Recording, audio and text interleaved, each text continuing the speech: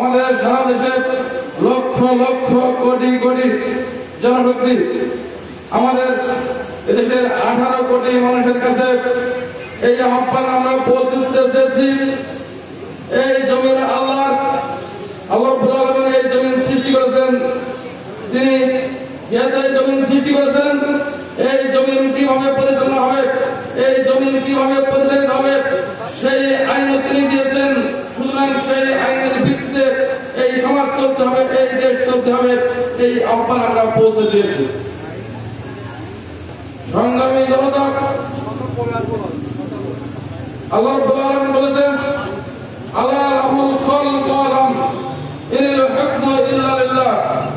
সাবধান, সৃষ্টি যার, আইন তার। সৃষ্টি যার, আইন তার।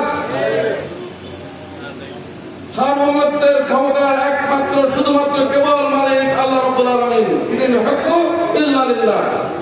সুতরাং এই জমিন আল্লাহর দেওয়া বিধান ছাড়া অন্য কোন বিধান দিয়ে চলতে পারে না, পারে না, পারে না। এই কথা আল্লাহ তাআলা কোরআনে ঘোষণা করেছেন।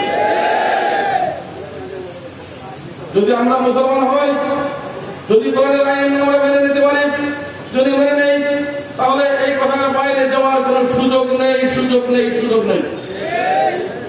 আমি বাংলাদেশের সকল জনগণের উদ্দেশ্যে বলতে চাই, আল্লাহর দেওয়া সূর্য যেমন সবার জন্য কল্যাণকর, আল্লাহর দেওয়া চন্দ্র যেমন সবার জন্য কল্যাণকর, আল্লাহ দেওয়া এই আলো বাতাস যেমন সবার জন্য কল্যাণকর, আল্লাহ রাব্বুল আলামিন পবিত্র কোরআনের আইনের মাধ্যমে যে ইনসাফপূর্ণ সমাজ প্রতিষ্ঠার জন্য যে বিধান দিয়েছেন, যে গাইডলাইন দিয়েছেন, সেই গাইডলাইন সকল মানুষের শান্তি দিতে পারেন ইনশাআল্লাহ। অথচ আমরা বলি ইসলাম মানে শান্তি, বলি ইসলাম মানে শান্তি।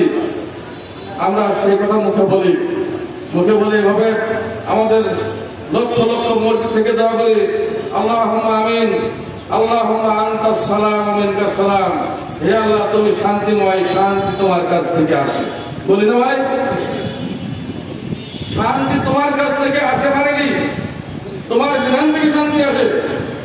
এই শান্তি তোমার ওয়া মিনকাস সালাম, শান্তি তোমার কাছ থেকে আসে। এই কথা বলে মসজিদ থেকে বের হয়ে আমরা অন্য কোন বিধানের দিকে শান্তি খুঁজতে যাই। আমরা কার্ল মার্কস, লেনিন, আমাদের বিভিন্ন রাজনৈতিক বিভিন্ন আদি নেতা, পাতি নেতা, যত নেতা আছে তাদের বিধান দিয়ে আমরা শান্তি খুঁজতে যাই। আর মসজিদে দোয়া করি, আল্লাহুম্মা আনতাস সালাম ওয়া মিনকাস সালাম। প্রিয় ভাইরা, এক গ্লাস পানি সামনে নিয়ে যদি বলি এই পানি আমার